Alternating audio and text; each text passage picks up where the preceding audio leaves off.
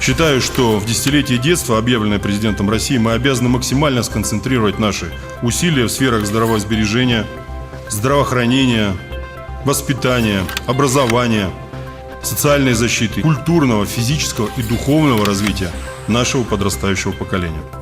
Объем наших усилий должен способствовать достижению всех ключевых показателей эффективности принимаемых нами мер.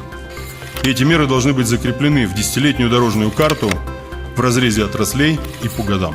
Поддержка есть, безусловно. Мы получили материнские сертификаты на Алексея за рождение, на младшего ребенка получили от Республики Коми сертификат. Сегодняшняя премия тоже большая поддержка для нашей семьи. Так что ощущаем эту поддержку.